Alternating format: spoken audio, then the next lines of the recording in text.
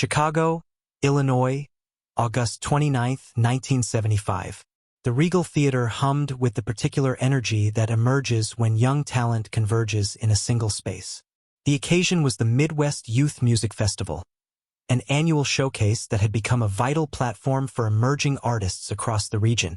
Talent scouts, local radio personalities, and music industry representatives mingled with family members and friends of the performers, creating an atmosphere charged with both supportive enthusiasm and subtle competitive awareness. Backstage, in the warren of small preparation rooms and narrow corridors, two 17-year-old performers prepared in distinctly different ways for what neither yet knew would become one of the most significant encounters of their parallel careers. In one cramped dressing room, Michael Jackson sat perfectly still as his brother Jackie helped adjust his bow tie, a finishing touch to the carefully selected outfit that balanced the professional polish of the Jackson 5's established image with subtle indicators of Michael's emerging individual identity.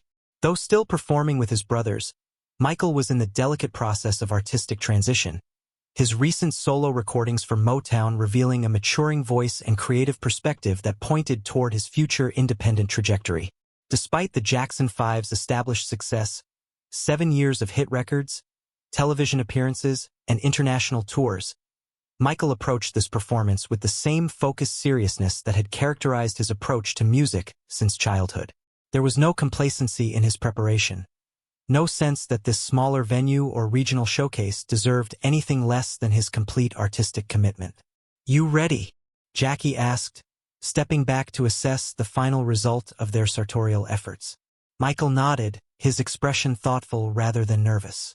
At 17, he had already accumulated more performance experience than many artists achieve in a lifetime. Yet there remained in his demeanor the particular combination of confidence and humility that would characterize his artistic persona throughout his career, the certainty in his abilities balanced by a genuine reverence for the craft itself. In another preparation area at the opposite end of the backstage labyrinth, Prince Rogers Nelson was alone, as he preferred before performances. His presence at the festival represented a different point in the artistic journey than Michael's. Though he had been playing music since childhood and had performed with various local bands in his native Minneapolis, Prince was still largely unknown outside his local scene. This Chicago showcase marked his first significant performance beyond Minnesota, a crucial opportunity to be seen by industry figures who could help facilitate the wider recognition he knew his music deserved. His preparation was internal rather than external, no family members adjusting his appearance, no established performance routine to fall back on. At 17, Prince had already developed the self-contained creative independence that would define his career, writing, arranging, and performing all elements of his music himself, approaching each aspect of his artistic expression with uncompromising personal vision. The contrast in their situations was stark. Michael performing as part of the Jackson 5, with the support structure of family and established success. Prince as a solo artist, without infrastructure or recognition but with absolute creative autonomy. Different paths that had led them both, on this particular evening, to the same stage at the same pivotal age of 17. What neither young artist knew as they prepared was that a last-minute schedule adjustment had positioned their performances back-to-back in the evening's lineup. This unplanned sequencing would create the conditions for their first direct artistic encounter, a moment that would reverberate throughout their parallel careers for decades to follow.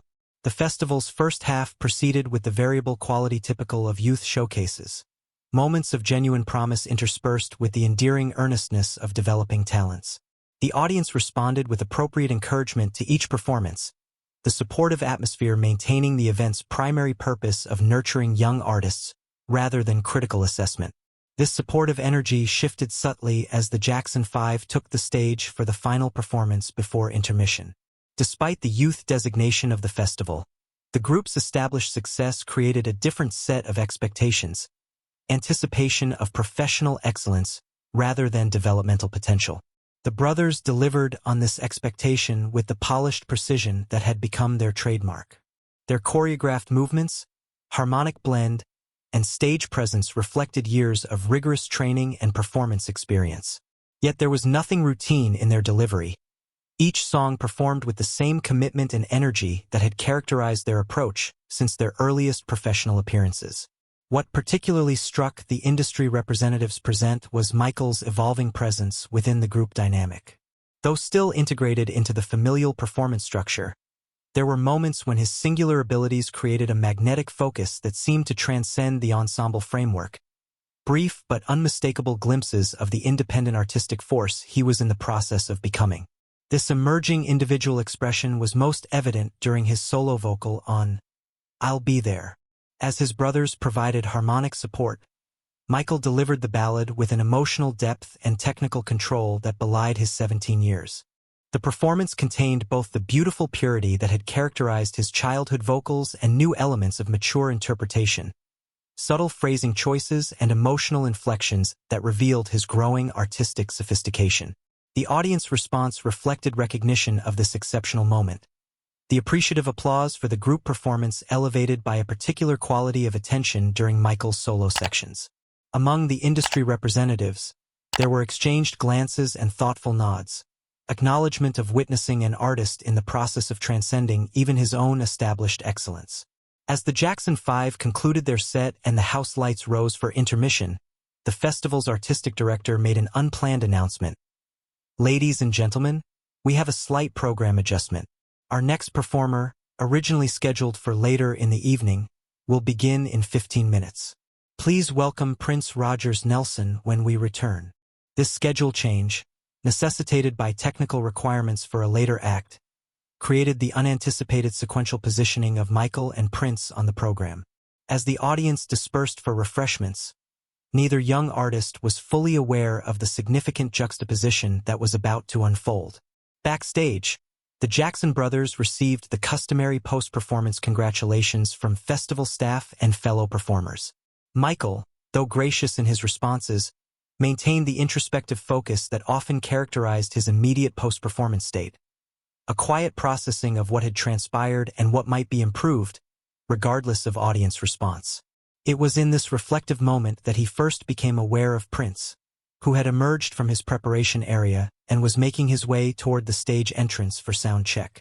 Their paths crossed in the narrow backstage corridor, a brief, unplanned intersection that created the first direct visual acknowledgement between two artists who would later be positioned as defining voices of their generation. The contrast in their presentation was immediately apparent. Michael in his tailored performance attire that reflected the Jackson 5's polished professionalism. Prince in an ensemble of his own creation that defied contemporary fashion categories. Elements of funk, rock, and glam combined into an expression of personal aesthetic that announced artistic independence before he played a single note. Their eyes met briefly in the confined space of the corridor. There was no introduction, no verbal exchange. Just a moment of mutual recognition that contained more complexity than either might have articulated at 17. Not the recognition of established peers, but something more intuitive, an instinctive awareness of encountering another singular creative force at a similar crossroads of artistic becoming. The moment passed quickly as they continued in their separate directions, but something had registered in both young artists. A mental bookmark of sorts, a note to remember this brief intersection and the other's name on the program. Not competition in any hostile sense, but the natural attentiveness of exceptional talents to others operating in shared creative territory. When the audience returned from intermission and the house lights dimmed again, there was a subtle but significant shift in the festival's energy. The typical pattern of youth showcases is gradual dissipation of attention as programs progress, the initial enthusiasm slowly yielding to fatigue and diminishing focus. But the Jackson 5's performance had reset this pattern, creating a renewal of engaged anticipation for what would follow. As Prince took the stage alone, no band, no support structure, just a 17-year-old artist with his guitar and the house piano. The audience response was the polite attention typically afforded unknown performers. There was no entry applause to speak of, no existing reputation to generate automatic engagement. In that moment, he faced the fundamental challenge of every emerging artist, the necessity of earning attention rather than assuming it. For several seconds, he stood motionless at center stage, allowing the moment to build, instinctively understanding the power of anticipation even at this early stage of his career. The silence stretched just long enough to create a subtle tension in the room, focusing the audience's attention more completely than any dramatic entrance could have achieved. If the story moves you, don't forget to like this video and subscribe to the channel for more moments that define these legendary artists' journeys. Then, without introduction or preamble, Prince played a single note on his guitar. Not a chord or pattern, but a perfectly articulated individual tone that somehow contained within it the promise of what would follow. The note hung in the air of the Regal Theater with a crystalline purity, its sustain extending just beyond expectation, creating a moment of collective focus throughout the venue. What followed that single perfect note was a performance that transformed the atmosphere of the Midwest Youth Music Festival from supportive showcase to revelatory artistic event. Prince moved between guitar and piano with fluid ease, his technical proficiency immediately apparent but secondary to the more significant quality that registered with the audience: the absolute integration of his musicality and emotional expression. The original compositions he performed, material that would never appear on his later albums but contained the nascent elements of what would become his distinctive musical language, demonstrated not just exceptional talent but a fully formed artistic vision that transcended his 17 years. There was no sense of a developing artist finding his voice, but rather the emergence of a singular creative perspective already in complete command of its expression. Throughout the audience, the response evolved from polite attention to genuine engagement and ultimately to the particular quality of focus that acknowledges witnessing something beyond ordinary talent. Among the industry representatives, there was the subtle but unmistakable shift in body language that signals recognition of significant potential. The leaning forward in seats, the increased attentiveness, the occasional note-taking that had been largely absent during previous performances. Backstage, preparing to depart with his brothers for their next commitment, Michael found himself lingering, his customary post-performance routine interrupted by an uncharacteristic curiosity about the artist who had followed them on the program. Without drawing attention to himself, he positioned where he could observe a portion of Prince's performance from the side of the stage, partially obscured by curtains but with clear sight line to the young musician commanding the space he and his brothers had occupied just an hour earlier. What Michael witnessed in those moments was not just exceptional talent he had encountered that throughout his career, but something more significant. An artistic approach fundamentally different from his own, yet operating at a similar level of complete integration between technical ability and personal expression. Where Michael's artistry had been shaped through the structured development of the Motown system and family performance unit, Prince represented a self-contained creative force that generated its own internal structure and discipline. As he watched Prince transition from an original composition to a reimagined cover of a Stevie Wonder song, maintaining the essential structure while transforming it through his distinctive interpretation, Michael experienced the complex recognition that occurs when one exceptional artist encounters another approaching similar creative territory from an entirely different direction. Not threat or competition, but the more nuanced awareness of artistic counterpoint, another voice asking similar fundamental questions through different means. The most revealing moment of this observation came when Prince, concluding his performance, acknowledged the audience's enthusiastic response with a gesture that contained none of the practiced performance gratitude Michael had been trained to display since childhood. There was genuine appreciation in Prince's acknowledgement but also a self-contained quality, a sense that while he valued the response, his primary artistic conversation remained with the music itself rather than its reception. In this subtle distinction, Michael recognized an approach to performance that contrasted with his own deeply audience-connected orientation, a different but equally valid perspective on the relationship between artist and those receiving the art. It was a small but significant observation that would inform his understanding of artistic diversity throughout his career. As Prince left the stage to sustained applause, the festival audience displaying the particular enthusiasm that emerges when people believe they have discovered something exceptional before broader recognition. Michael made his way back to where his brothers were gathering their belongings. He offered no comment on what he had observed, keeping his assessment private in the way he often processed significant experiences before integrating them into his understanding. What neither 17-year-old artist could have known in that moment was that they had just experienced the first intersection of artistic paths that would run parallel for decades, sometimes converging, sometimes diverging, but always in subtle dialogue with each other as they evolved into two of the defining musical voices of their generation.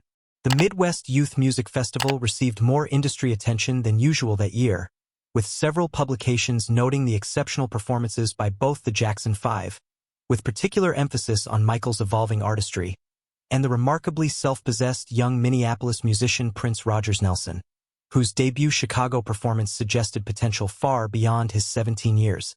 For the artists themselves, this brief intersection represented a moment of quiet but significant recognition, not of each other's established significance, as would characterize their later career awareness, but of emerging parallel potential. At 17, both standing at the threshold of their individual artistic journeys, they had registered each other's presence in the creative landscape they would both eventually help to transform. If you've been moved by this glimpse into the earliest intersection of two legendary artistic paths, please take a moment to like this video, subscribe to our channel, and share your thoughts in the comments below. Together, we keep alive the memory of how even the greatest musical journeys begin with simple human moments of recognition and mutual awareness. Years later, when both artists had achieved the global recognition their early potential had suggested, Prince made a rare comment about that Chicago encounter during an interview with a Minneapolis publication. "I remember it because of the contrast," he said with characteristic economy of expression. "His path was established with structure and support. Mine was just beginning, self-contained. Different roads to the same destination." Michael, when asked about early awareness of Prince during a 1983 interview promoting the Thriller album, offered his own reflection. "I remember seeing him perform when we were both very young, still teenagers. What struck me wasn't just his talent, which was exceptional, but his complete artistic independence. He was entirely his own creation even then. That stayed with me." In these brief reflections lay perhaps the truest understanding of what had transpired at the Regal Theater that August evening in 1975. Not a dramatic moment of rivalry or conflict as media narratives would later attempt to construct between them, but a quiet, significant recognition between two exceptionally gifted young artists that their distinct creative paths were somehow connected in the larger landscape of musical possibility.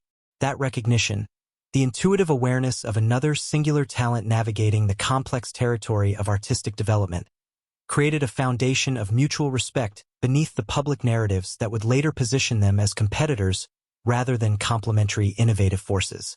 The moment contained no drama, no conflict, no theatrical elements that would make it easily packaged for media consumption. Just the simple, profound experience of two extraordinary young artists registering each other's existence at a pivotal moment in their parallel journeys. In that quiet acknowledgement lay the beginning of an artistic dialogue that would continue, sometimes directly but more often through the indirect conversation of their work, for decades to follow. Two distinctive voices who, from their first intersection as 17-year-old performers finding their individual paths, recognized in each other something essential about the nature of genuine artistic innovation, that it emerges not from external validation or established frameworks but from the authentic integration of technical ability and personal truth, expressed with complete commitment regardless of context or consequence. And in that shared understanding, despite their dramatically different approaches and artistic personas, Michael Jackson and Prince found common ground that transcended the simplistic narratives of rivalry that would later surround them. A mutual recognition of what it meant to pursue singular artistic vision with absolute conviction, a quality they had both displayed in their distinctive ways from their earliest emergence as creative forces.